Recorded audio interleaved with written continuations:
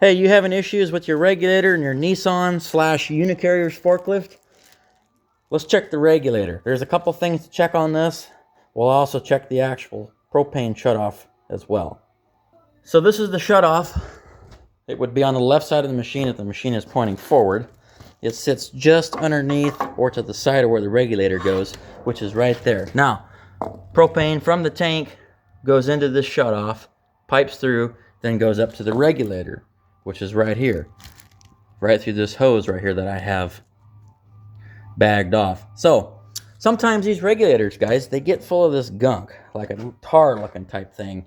And what they want you to do, or they specify, they say, just leave it in there, pour a little alcohol. I'm not talking about drinking alcohol.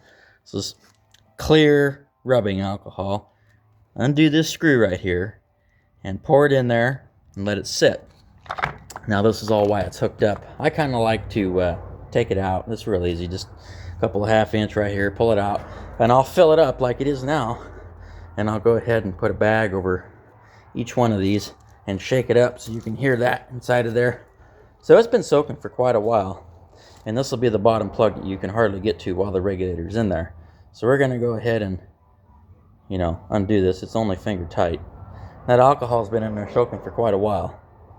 Well, we're outside now. We've got a flat piece of material to work on, light colored, so we can see the debris coming out. Now, I think I did this forklift quite a while ago, years ago, and we're going to see what kind of tar comes out of this. Like I said, it's been soaking for quite a while. Ooh, not much.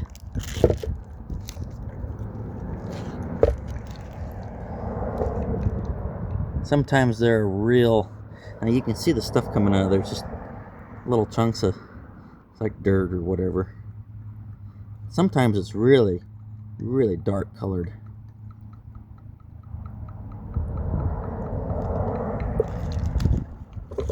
This one's not so bad.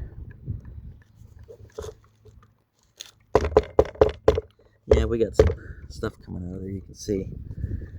It's hard to see, but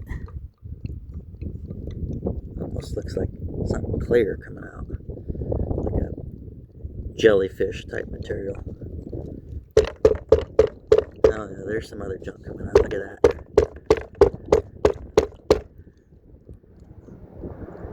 I filled this thing all the way up the brim and let it sit for some time.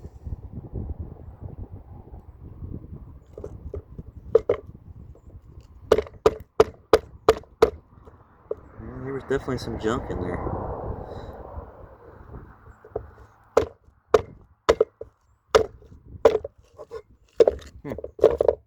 Well, a couple other things to check. I'll show you real quick.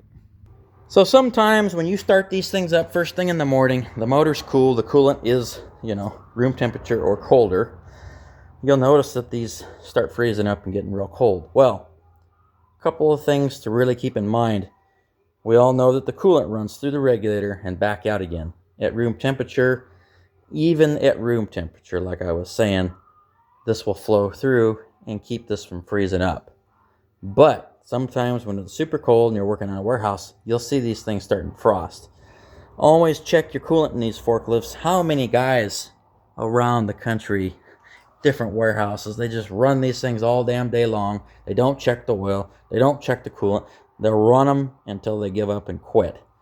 A lot of times you've got low coolant in these, and there's hardly enough to go and circulate through the regulator and keep it warm instead of freezing up. So that's something to check.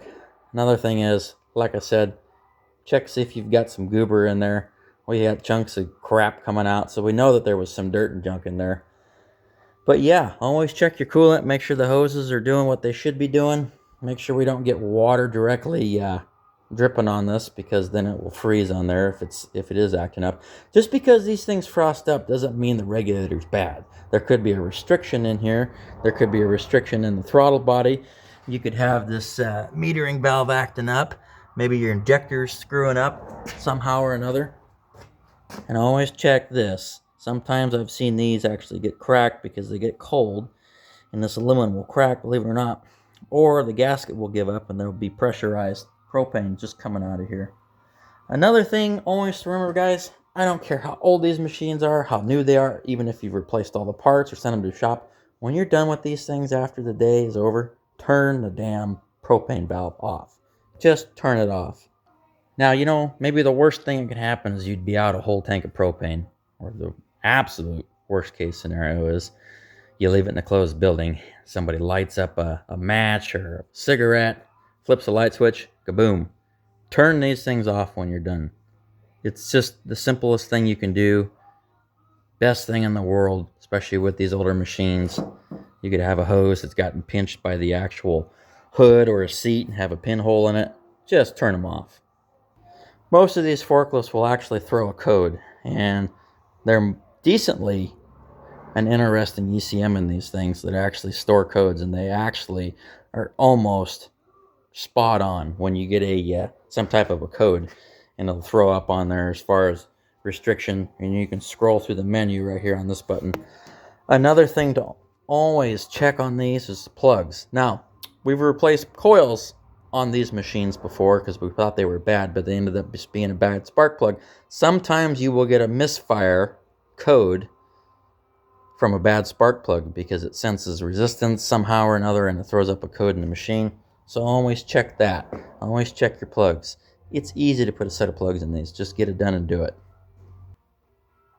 Keep in mind, in these machines, you do have a mass airflow sensor and an oxygen exhaust O2 sensor as well. Always be mindful thinking about that. We do have a mechanical butterfly throttle body sitting down there as well. I've seen these throttle bodies actually crack and have a hairline crack in them, so they're actually sucking air before or after the metering event in the throttle body, and that will throw off the engine as well. So check those out. And last but not least, always check your charging systems in these things. All you gotta do is take a meter, some type of multimeter, and put it on there and make sure you're getting 13.8, 14.2, somewhere in there. Always make sure your charging system is working on these machines. I've seen some of the goofiest things happen where alternators fail and they charge at like 11.5 volts and the machine will run all day just fine, but it'll throw up codes and it'll sit there and dog out. Always check your charging system as well. Anyways, if you have any questions about the regulators in these, leave me something.